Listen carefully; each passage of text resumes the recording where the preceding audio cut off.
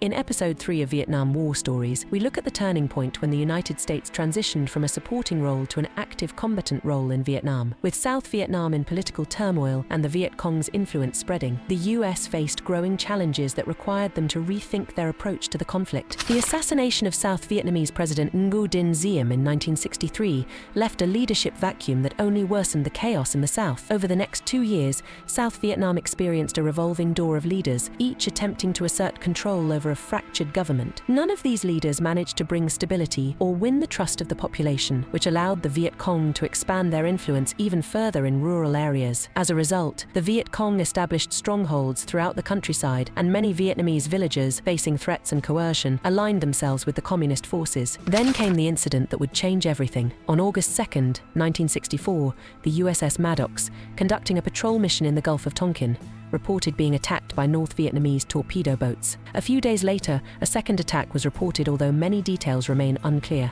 and it's debated whether this second attack ever took place. President Lyndon B. Johnson seized this opportunity to rally support for a stronger military response. He spoke directly to the American people, emphasizing North Vietnam's aggression and the need to protect US interests in Southeast Asia. The result was the Gulf of Tonkin Resolution, passed by Congress almost unanimously. The Gulf of Tonkin Resolution granted President Johnson the authority to use military force in Vietnam without a formal declaration of war. This resolution effectively marked the beginning of the U.S. escalation of the conflict. Following the Gulf of Tonkin incident, the United States ramped up its involvement. In early 1965, Operation Rolling Thunder was launched, a sustained bombing campaign against North Vietnam. The primary goals were to disrupt the North's supply routes, demoralize their leadership, and weaken their support for the Viet Cong insurgency in the South. However, the North Vietnamese were resilient. They used a combination of anti-aircraft guns, camouflage, and an extensive underground tunnel network to counter the relentless bombing. Despite the intensity of Operation Rolling Thunder, North Vietnam remained committed to reunification and continued to support the insurgency in the South. March 1965 saw a pivotal moment in US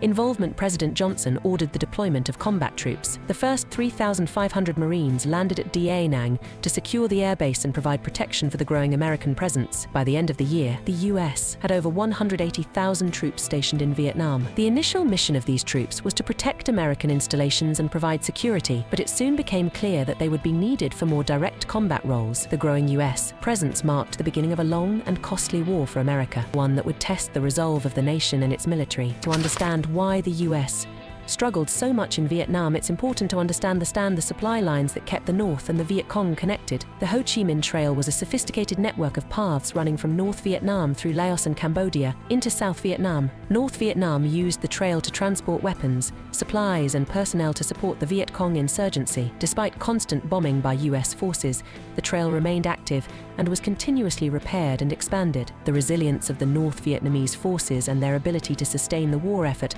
posed a significant challenge to the American military strategy. With the increase in troop numbers, the US adopted a strategy of search and destroy missions. The goal was to find Viet Cong units and eliminate them. However, the dense jungles, unfamiliar terrain, and the guerrilla tactics used by the Viet Cong often resulted in frustration and limited success for US forces. Many missions faced ambushes, booby traps, and attacks from seemingly invisible enemies. The Viet Cong had developed extensive tunnel networks to evade detection, store supplies, and move freely without being seen. As the number of US troops in Vietnam increased, so did American casualties. Back home, news reports showing the brutal realities of the war began to sway public opinion. By 1966, anti-war protests were growing in strength, particularly among young people and civil rights groups. The anti-war movement questioned the validity of US involvement and highlighted the human cost of the conflict, both for American soldiers and Vietnamese civilians. The growing public opposition would play a crucial role in shaping the policies of the US government in the coming years.